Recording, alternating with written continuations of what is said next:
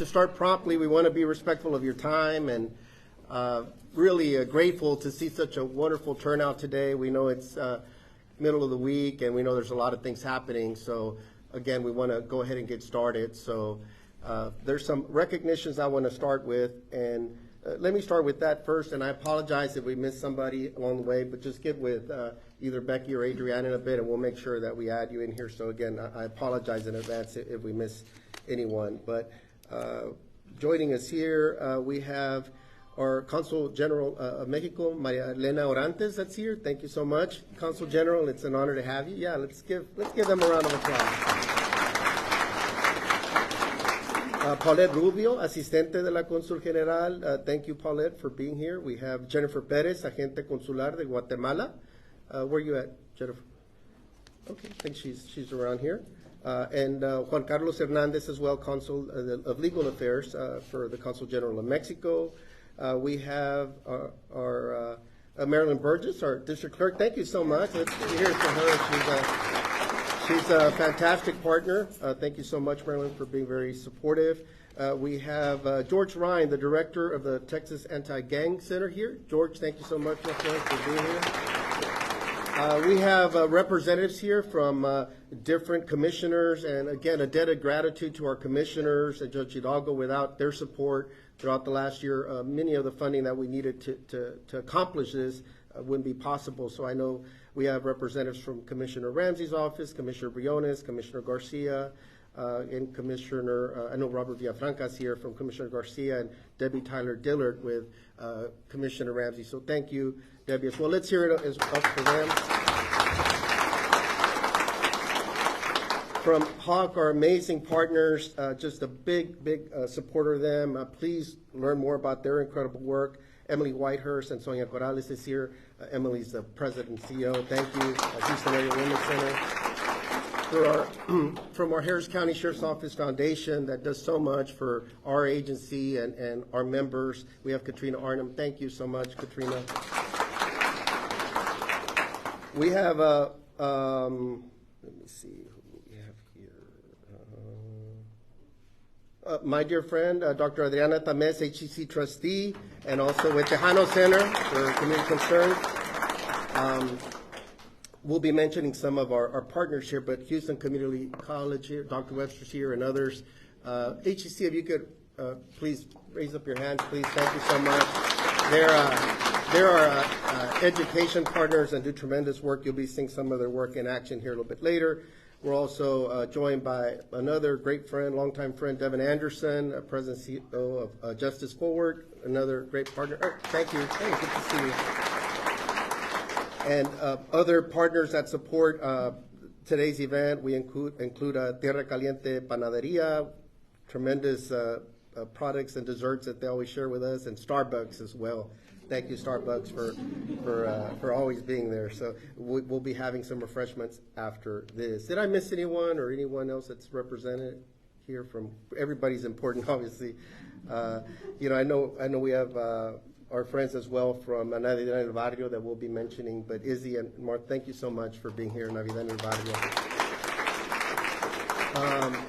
We'll go ahead and move briefly through our brief program. We want for you to be able to enjoy some of the refreshments and then walk through the facility a little bit so you could really get a fuller sense of those that have been here. You could see some of the progress that's been made. But those of you that it's the first time, then we hope that you get a glimpse of the tremendous and impactful work that's going on. I'd be remiss, of course, not to mention members of our team. Beyond just those that work here, I'll be recognizing them, but we have much of our leadership and other leaders from throughout our agency that are here today. So please raise your hand if you're a member of the Sheriff's Office in some other capacity. Well, we know you all. So, thank you. And we see our partners here as well from Harris Health. Thank you for being here, Mike. Appreciate your representation. And want to make sure that we also recognize this amazing team that's joined out here. Philip is the chief of our jail operations, and these are the amazing teammates that work in this facility each day. So thank you, ladies, for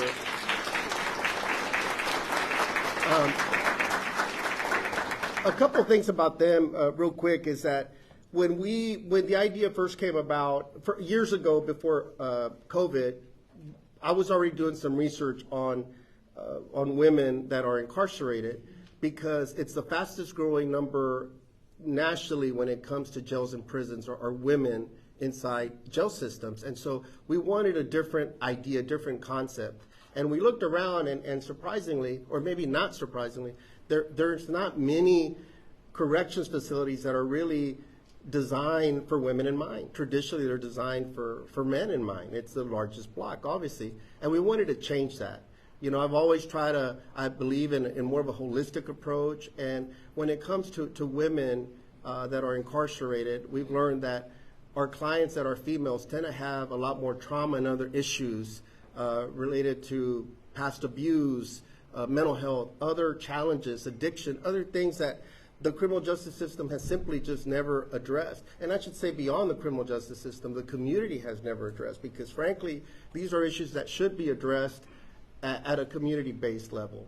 If we could address many of these issues that impact some of the trauma early on, then perhaps we're changing course and many would not come here. And I always tell them that it's still about accountability. We don't excuse anything that they may be here for, but we're simply not here to judge. That's not our role. We're here just to support, try to lift them up, restore hope, and hopefully make sure that when we return your neighbors back to you, that maybe they're a little bit better than when they walked in. And so to us, that's very important for us to try to do. But these amazing leaders, my teammates that are here, I want to say that with that in mind, with what I just laid out, it was important that we brought individuals with the right mindset, that really were empathetic, for individuals that may need a second, five chances, 10 chances. And so we purposely selected those leaders that show those leadership qualities, that show that empathy, that show that support, that aren't just that see the humanity in each person that they encounter. Because again, at the end of the day, we're not here to judge. And we also even changed their uniform style, as you could see from our traditional uniform that we operate throughout. We wanted just to change the vibe here, if you will, a little bit. And so, again, they do phenomenal work. They're on the front lines working and engaging with them, and we've seen so much positive feedback coming from those that are incarcerated here to hear about the wonderful interaction of those that are incarcerated. Thank you. So thank you very much. And, you know, for us, first of all, for me, I always believe that for the grace of God go I. You know, my father was once incarcerated in this facility, this jail complex that I now oversee, and it's something that's never been lost in me. My dad was illiterate, and we have a high percentage of individuals that come through our jail system. We process almost 100,000 individuals every year that have a high level of illiteracy. And so we want to make sure, how can we make sure that we continue to evolve and make this a place of rehabilitation? I think that the longer stays are well documented. We have the highest average length of stay for any county jail system in the country. County jails were never designed for long-term stays, but while they're here, what can we do? With the idea in mind is that we're trying to really change course, change direction. Because from a public safety standpoint, if we can make sure that individuals that maybe are incarcerated here for whatever reason, upon release at some point, and many will come out again. That's why I said earlier, how do you want us to return your neighbors back to you? Because they're in all our neighborhoods. Then how can we do it in a safe manner that provides them opportunity, if they choose to be able to become productive and successful? And I also want to make sure that before I continue, to keep this in mind.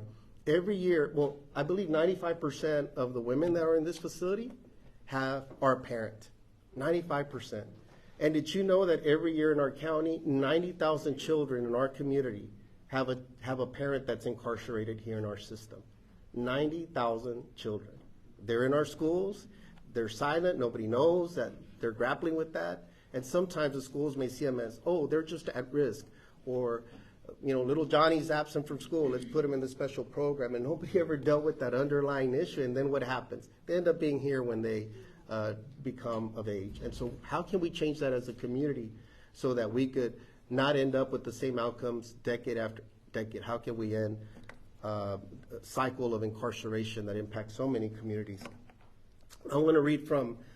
I kind of went off the cuff on that, but I want to just read some prepared remarks because we've made sure to include some key things about it, and we'll try to keep this brief as well because we want to make sure again that you end up walking around and seeing what it's like firsthand. But again, good morning. Welcome to the Houston Women's Empowerment Center. We appreciate you joining us today, and we are thrilled to celebrate the first anniversary of this incredible Women's Empowerment Center. This milestone is a testament to our commitment to providing comprehensive support and care to the women in our care.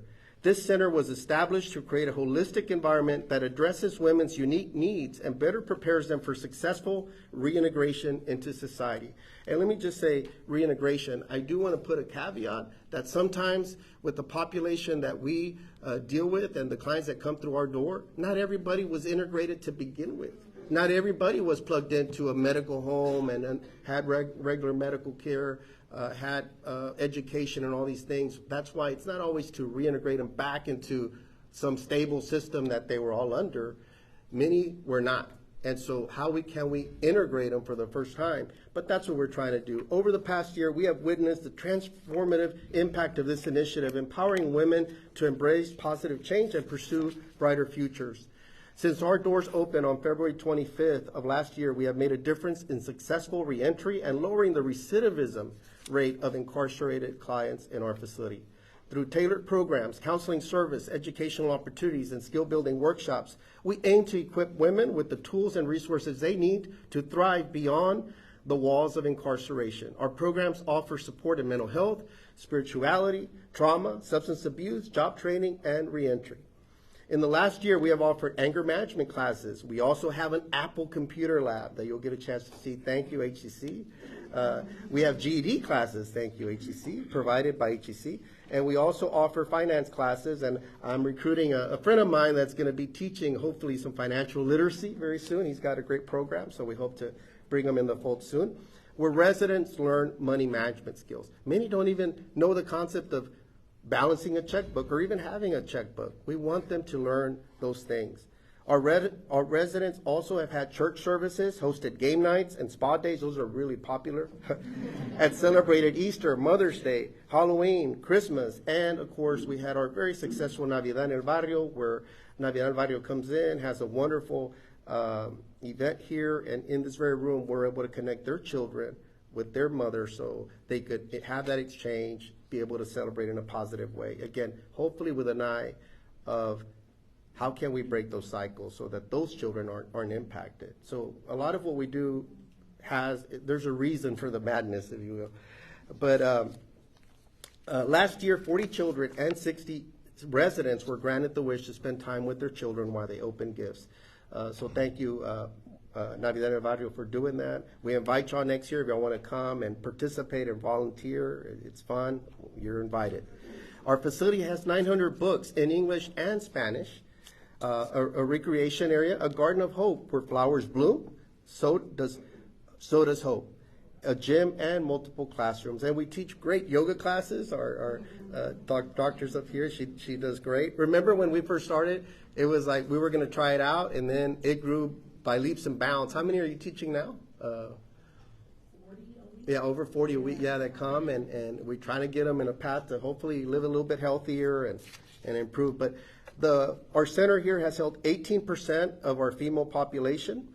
A resident's average length of stay is 60 days, and 95% of the residents, as I mentioned earlier, are mothers.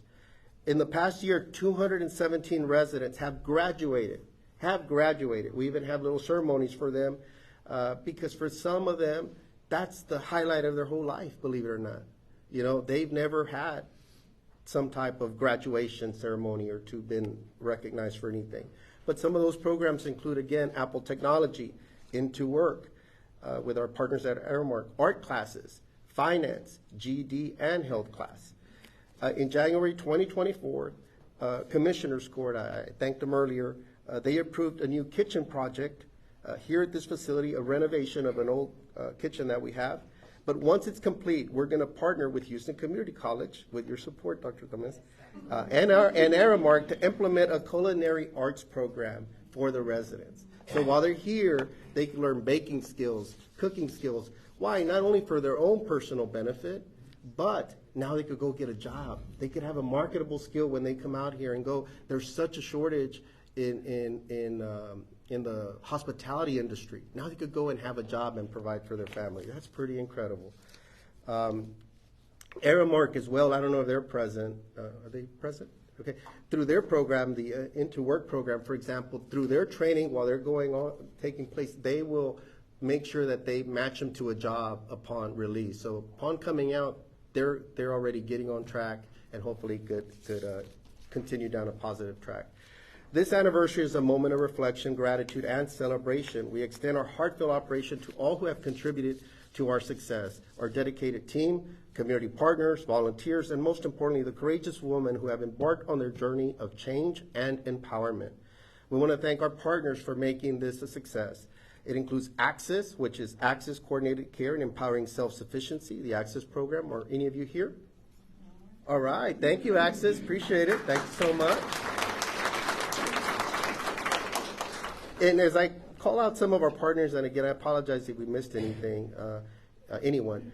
Please just raise your hand so we could recognize you. Alcoholics Anonymous.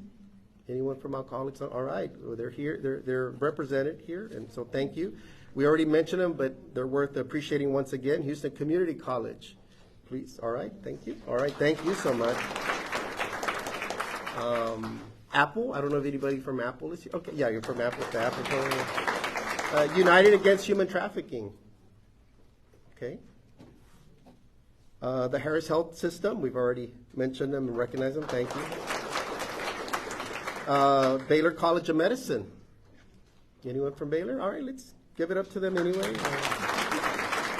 Our in-house HCSO chaplain program, Natasha. Oh, yeah. I just realized. Do y'all remember that look when in Home Alone, when she realizes that she left her? I just had that look because I looked at Natasha and I got to talking and I forgot she was supposed to do our invocation. so I looked and I had that face like, okay. So you know what? Let's pause. I don't want to get in front of God. So, Natasha. Please join us. Please welcome Natasha. She's going to do our opening prayer here. So, Natasha.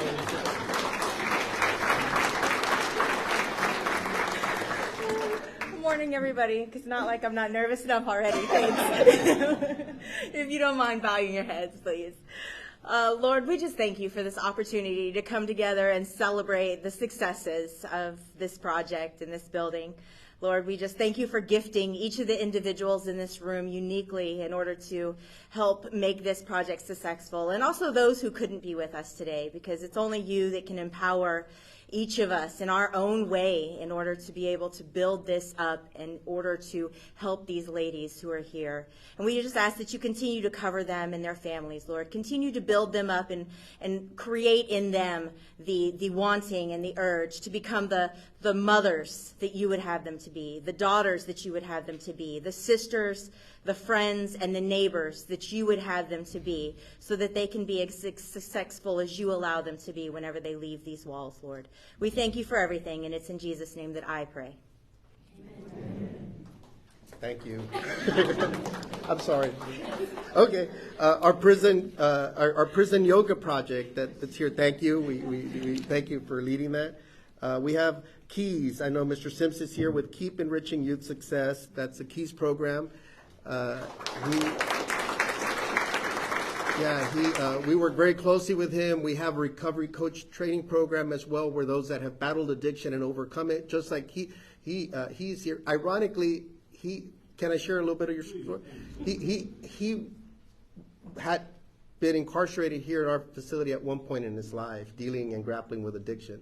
Now he comes back and teaches in that very cell others to put them in their path to recovery. And we're also we partner with their facility in the Sunnyside area, so doing great work. We're going to expand that program. We're very excited. We're seeing great success. Thank you, Mr. Sims. Aramark, I already mentioned as well. We have the women's resources as well. Thank y'all so much for being here. Of course, a tremendous partner, Houston Area Women's Center. Thank you so much, Emily, Sonia. And so our goals for 2024 are to keep growing the residents' courses and training, and we hope to bring online training as well. We have that capability through technology now to bring online training, so those that maybe can't physically be here, we could still bring the training to them. And we're also we're finalizing some programs now to bring some more counseling and therapy and that type of thing into the facility. As we look ahead, we remain steadfast in our commitment to fostering a supportive and inclusive environment where all individuals, regardless of their past, can unlock their potential. Together, we will continue to build a brighter, more equitable future for all Women's Empowerment Center residents. We thank you for joining us in celebrating this milestone and for your unwavering support of the Women's Empowerment Center. So thank you all very, very much.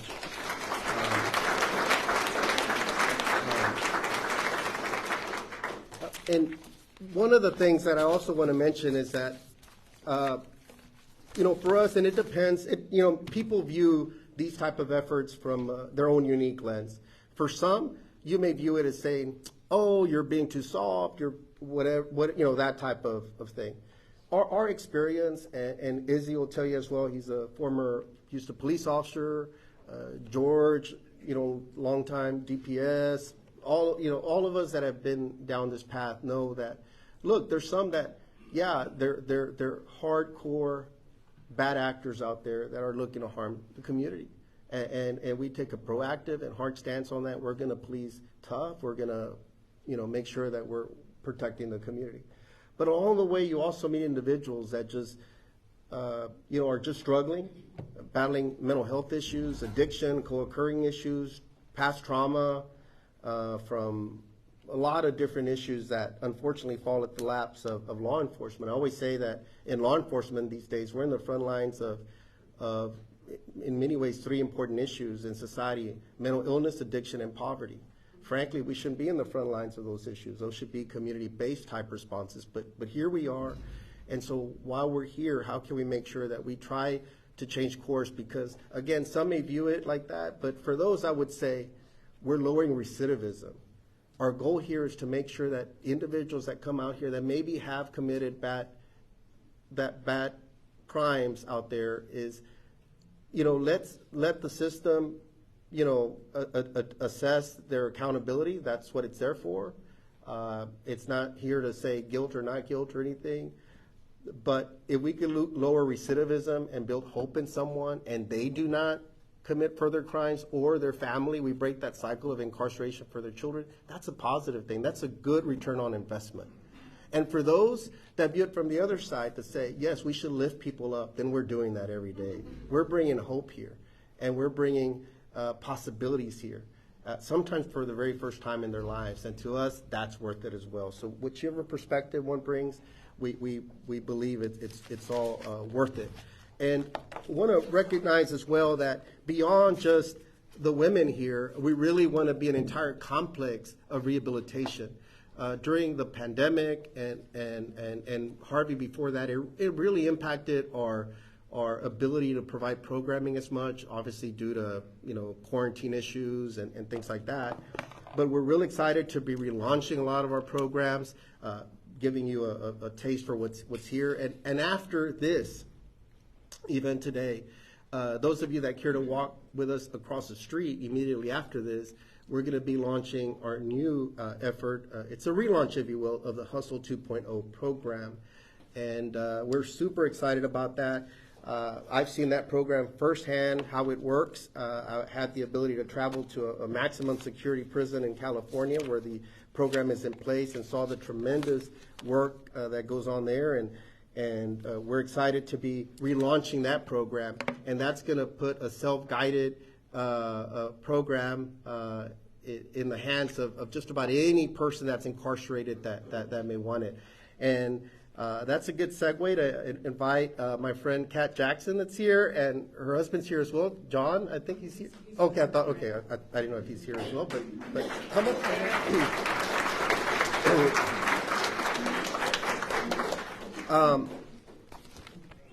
I don't know if y'all remember last year's Super Bowl, not this year's Super Bowl, but there's one of my favorite commercials is the one about not calling people rock stars. Did y'all see that? Because we all say, "Oh, you're a rock star, you're a rock star," and one of the KISS members from the band says, like, "Quit calling yourselves rock stars. We're rock stars. You're not rock stars." But Kat truly is one of those rock stars in my eyes. I met this incredible leader in person years ago when I was introduced to that program in that facility in California, and really learned about their works. In 16 years, they've been able to successfully assist over 8,500 incarcerated persons through their programs. She was the founder of the Prison Entrepreneurship Program, Defy Ventures, and Hustle 2.0. She's an entrepreneur. She's an author. She's a speaker. She's a self-declared advocate for the underdogs. And she, I didn't realize that you were the first female wrestler on your boys' high school team. Uh-oh. But she's incredible, and we're going to be, immediately after this, we're going to be across the street for those that want to join us, because that's going to be an incredible experience like no other. I promise you, if you want to join us for that and get a taste of it, you don't have to stay very long.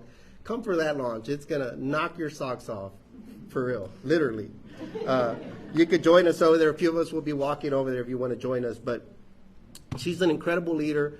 We're partnered with them. We're investing in getting these books into the hands because it's a self-guided program that's very successful. And Kat, I don't want to steal any of your thunder. Just speak a little bit of your experiences on why these programs are so needed and important and how they can lead to transformation and touch a little bit on, just give them a sneak peek of Hustle 2.0 because we'll be going. But please give it up, hear it up to Kat.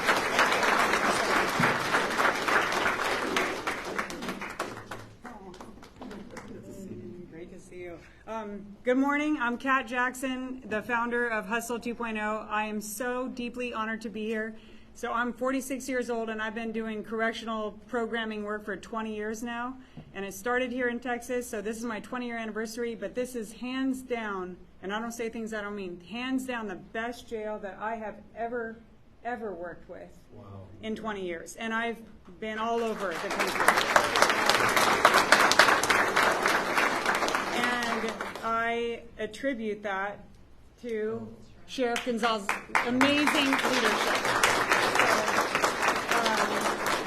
As he mentioned, I met him at Pelican Bay State Prison, which is a supermax in California. He came into solitary confinement because our program works extensively with populations that are called the worst of the worst. We specialize in working with people who've committed violent crime to help them to transform their hustle and to stop causing issues inside and to be rehabilitated. And he came out there for 3 full days with 3 of his deputies, and that shows his commitment to rehabilitation. And so then getting to come here and be here yesterday at this place, every single staff member that I have encountered has been more than cordial and respectful. They actually act like they like coming to work every day. It's amazing. And I'm seeing that trickle into the population, that attitude too of respect and of people who want to better themselves. So your leadership and your staff support is truly outstanding, and therefore we are deeply honored to get to partner with Harris County in launching the Hustle 2.0 program here. And in this next year now, we get to serve more than 8,000 incarcerated people, men and women. So what is Hustle 2.0? We're a rehabilitation program that is holistic in nature. It's an evidence-based CBT program, so we do cognitive behavioral therapy, and we touch on everything from employment readiness to addiction and recovery management to victim awareness to healthy relationships, you name it. And the program is written in stories that are written by current and formerly incarcerated people who are sharing their stories, so it's very relatable. It involves a lot of humor.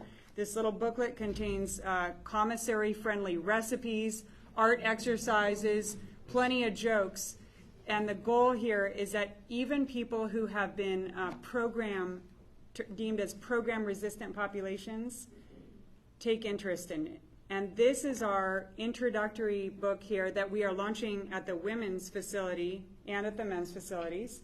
And after they take this, if they want to continue with the program, they can take 3 further books. They're about an inch thick.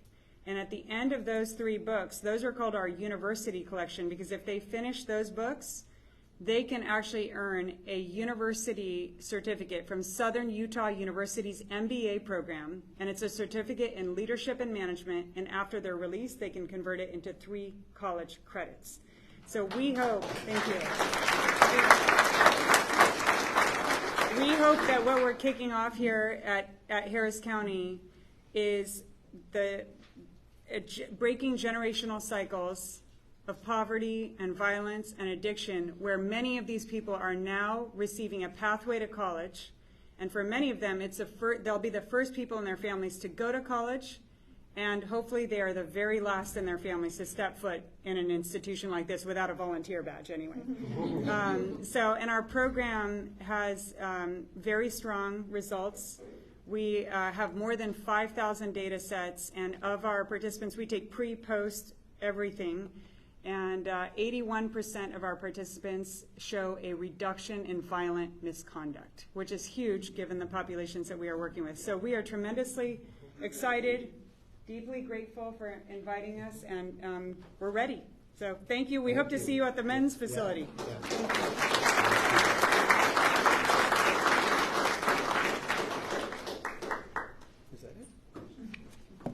I'm making sure I'm not forgetting anything this time, but is that the, all right, I think that concludes the formal part of the program. We do have refreshments, I think, next door, some of that Starbucks coffee and other things if y'all want to grab that. And then we have some of the guided tours as well that we'll be taking you so you can see some of those computer labs. Also want to point out a few things is one of the things that unfortunately, our facilities that we inherited aren't always built again for the modern era. One thing we have here is natural light. If you did not know that if you just walked in here, you would never know you were in a corrections facility. You would never know. And so you have natural light. That really helps with the psyche of people, especially after long stays, that they could have that, get out and get fresh air. It's good for our own teammates as well, that have to work here. To have this kind of positive environment, even the color schemes. I encourage it also when you go to the visitation area. There's a beautiful mural directly behind that we want you to see that was commissioned with the African American Museum of History here locally, so that when their family members come to visit them, there's something positive behind them, that instead of thinking they could see something positive that could come from this. So that's another aspect. You could see the outside little garden area we have. And thank you, Sergeant Barajas. I know you spent a lot of time getting that ready for them and expanding that, adding some additional features. So there's a lot of opportunities here. If you know organizations that need to plug in here, that want to plug in, volunteer groups. I see my friend, Council Member Tarsha Jackson here as well. Thank you so much for being here, Council Member. She's been a big advocate for assisting people, and Council Member District D. I'm sorry, B. I'm sorry, B. It's been a while since I've been on City Council, but again, thank y'all so much, and please walk around. And then those of you that want to join us, please get with Chief Bosquez or someone, and we'll make sure after we finish this, we're going to be transitioning for those that want to stay a little bit longer to see the kickoff for the Hustle 2.0 with Kat. So